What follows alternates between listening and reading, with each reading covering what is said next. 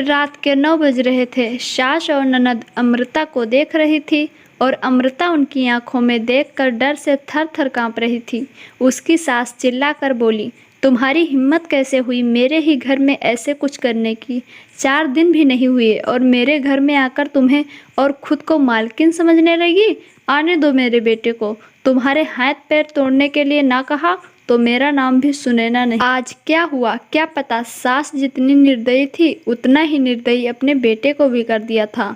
हर एक नई दुल्हन अपने पति के घर जाने के लिए राह देखती है, पर अमृता वह तो उसके पति की राह भी कभी नहीं देखती थी, क्योंकि वह अपने पति से बहुत डरती थी।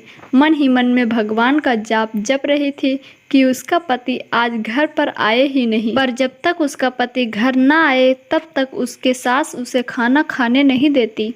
इतनी निर्दयी उसकी सास ने रसोई घर को ताला लगा रखा था। ऐसा क्या हुआ था कि सुनैना अमृता को ऐसे प्रकार का दुख दे रही थी?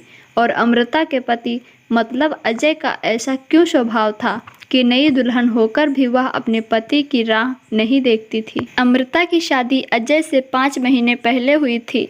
अमृता के माँ बाप नहीं थे। 12वीं की पढ़ाई होते ही उसके चाचा चाची ने उसकी शादी करवा दी।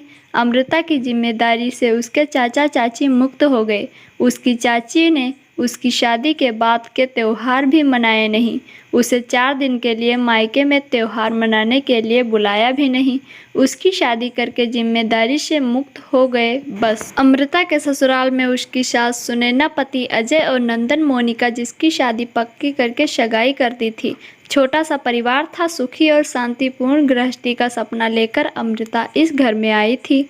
पर सपना तो सपना ही होता है। हर समय अपना सपना सच होना मुमकिन नहीं है। उसका भी सुखी गृहस्थी का सपना सपना ही रह गया।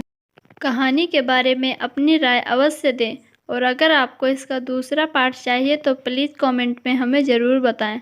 तब तक के लिए धन्यवाद।